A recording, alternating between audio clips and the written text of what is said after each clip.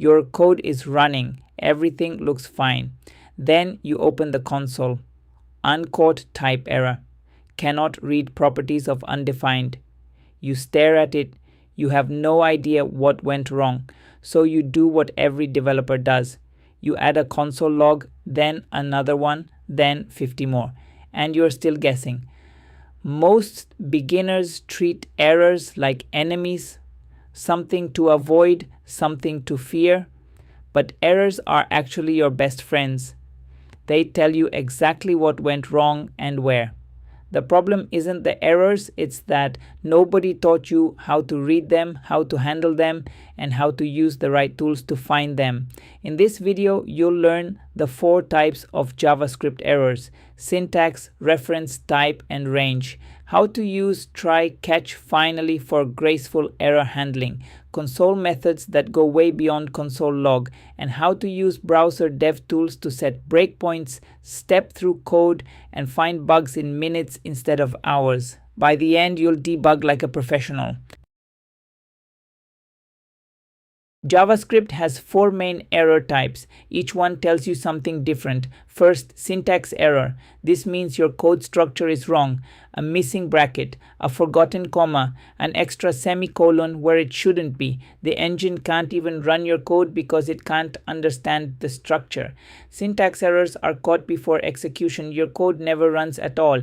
The fix is usually obvious once you read the error message. It tells you the exact line. Second, reference error. This means you're trying to use a variable that doesn't exist. Maybe you misspelled it. Maybe you forgot to declare it. Maybe you're trying to access it before the let or const declaration.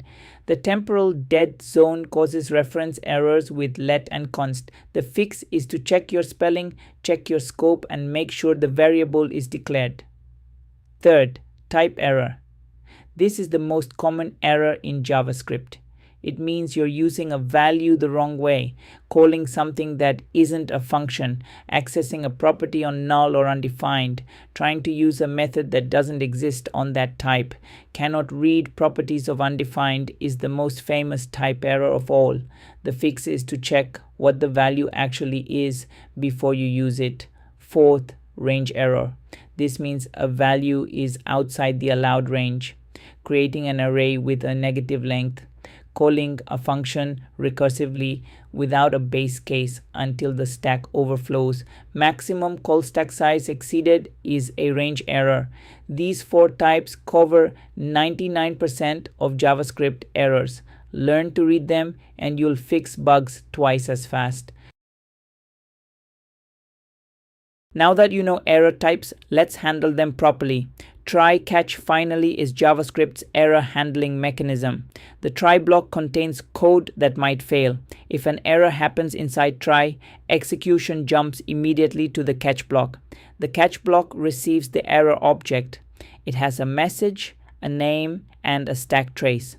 Use catch to log the error, show a user-friendly message, or try an alternative approach.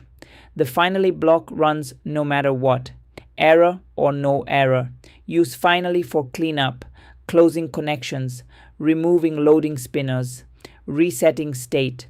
Finally always runs, even if you return inside try or catch.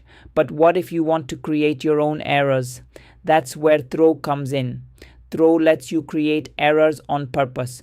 Throw new error with a message. The execution stops and jumps to the nearest catch. This is perfect for validation. If the input is wrong, throw an error explaining why. You can also create custom error classes. Extend the built-in error class, give it a name, add custom properties. A validation error can include which field failed. A network error can include the HTTP status code. Custom errors make your catch block smarter. You can check if the error is a validation error and show form errors, or if it's a network error and retry the request. Defensive programming means validating inputs before you use them. Check if a value exists before accessing its properties. Check the type before calling methods. Guard clauses at the top of functions catch problems early. This prevents errors from happening in the first place. Every developer knows console log. but the console object has much more. Console log is for general output. Use it to check values and flow, but don't leave console logs in production code. Console error displays messages in red. Use it for actual errors. It also prints a stack trace, which helps you find where the error originated. Console warn displays messages in yellow. Use it for warnings, things that aren't errors yet but could become problems. Deprecated API usage, missing optional configuration. Console table is incredibly useful for arrays and objects. Instead of a collapsed object in the console, you get a formatted table. Rows and columns, sortable, easy to scan. Use console table whenever you're working with lists of data. Console group creates collapsible sections in the console. Console group to start, console group end to finish. Everything logged between them is nested and collapsible. Perfect for organizing related logs. An API call and its response, a loop and its iterations.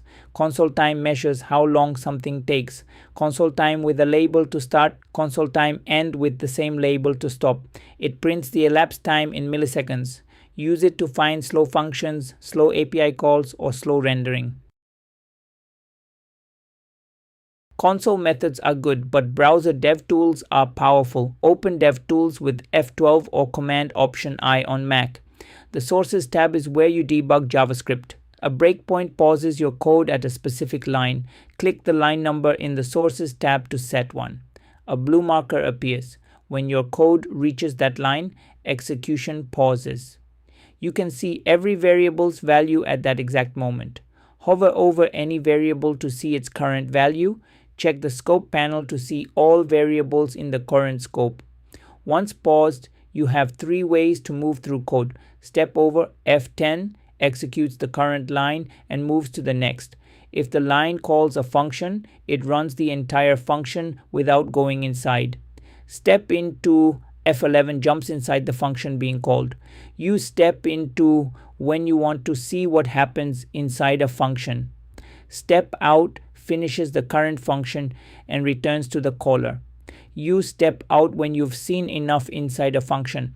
Watch expressions let you monitor specific values. Add any expression to the watch panel, variable names, calculations, object properties. The values update automatically as you step through code. This is much better than adding console logs everywhere. The Network tab shows every HTTP request your page makes. You can see the URL, method, status code, and timing for each request. Click a request to see the headers, the request body, and the response. Filter by type. XHR for API calls. JS for script files. Red requests mean errors. 404 means not found. 500 means server error. The Network tab is essential for debugging API problems. Let's apply everything to TaskFlow. First, API error handling. Every fetch call gets wrapped in try catch. Check if the response is okay. If not, throw an error with the status code. In the catch block, show a user-friendly error message. Never show raw error messages to users. They don't understand stack traces. Second, form validation. Before submitting a task, validate every field. Is the title empty? Is it too long? Is the due date missing? Collect all validation errors into an array. Show them all at once. Don't make the user fix one error, submit, find the next error, fix it, submit again. Third, network failures. The internet is unreliable. Add retry logic with exponential backoff. First retry after 1 second, second retry after 2 seconds, third retry after 4 seconds. Show a loading state while retrying. Tell the user what's happening. Fourth, loading states. When making API calls, show a spinner. Disable the submit button to prevent double submissions. Show the spinner, make the call, hide the spinner, whether it succeeds or fails. This is what finally is for. Fifth, error boundaries. If a component crashes during rendering, catch the error and show a fallback UI instead of a blank screen. Sixth, user-facing error messages. Never show TypeError : cannot read properties. Show something like could not load your tasks, please try again. Keep a mapping of error types to friendly messages. This is the difference between an amateur app and a professional one. Let's recap what you learned. The 4 error types: syntax errors for broken structure, reference errors for missing variables, type errors for wrong operations, range errors for out-of-bounds values, try-catch finally for graceful error handling, custom error classes for specific error types, console methods, log, error, warn, table, group, and time. Each one has a purpose beyond basic logging. DevTools, debugging, breakpoints to pause execution, step over, step into, and step out to navigate code, watch expressions to monitor values. The network tab for API debugging, and we applied it all to TaskFlow, API error handling, form validation, retry logic, loading states, and user-friendly error messages. In the next video, we'll learn JavaScript design patterns, module, observer, factory, and MVC, the patterns that separate junior developers from senior ones. See you in the next one.